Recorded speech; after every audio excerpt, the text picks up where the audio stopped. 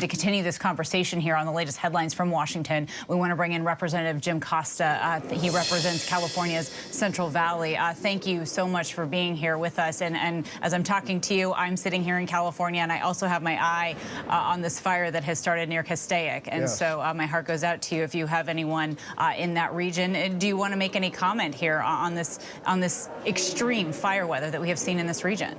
Well, we're concerned about the horrific fires that have impacted Southern California. I've had friends who have lost homes, and clearly the weather conditions are extreme and causing these fires to spread.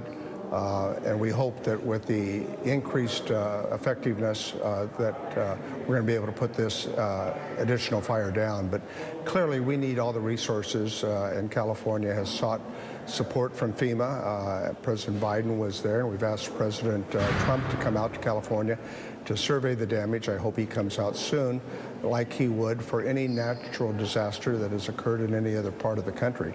And certainly California needs the support of the federal government. Certainly. We also, of course, are a border state here in California, and we're starting to hear from the acting Secretary of Defense here about some measures that they are starting to take already. Do you have any concerns here about some of these actions being taken at the border? Well, yes, I do. I mean, the border, my colleagues who represent that part of California believe that it's under control. And frankly, I think there's a lot involved in the president's executive orders to try to comply with campaign promises he's made, but I don't think that's the proper way to deal with it. California wants to solve problems together in a bipartisan way, and we want a secure border. The measure that we had passed the Senate last year, as Senator Lindsey Graham indicated, was the most comprehensive border security package that we've seen in 20 years. I think that's the approach that we need to use instead of bringing members of the armed services to whether it's California or other southern border states. It seems to be an excess and not necessary at this time. And for those watching, I would want to pass along here that you obviously represent a district there in the Central Valley. A lot of people consider it, right, like the breadbasket, if you will, of the world. Yes. A lot of our produce comes from there, and I know you rely heavily on migrant farm workers to do that.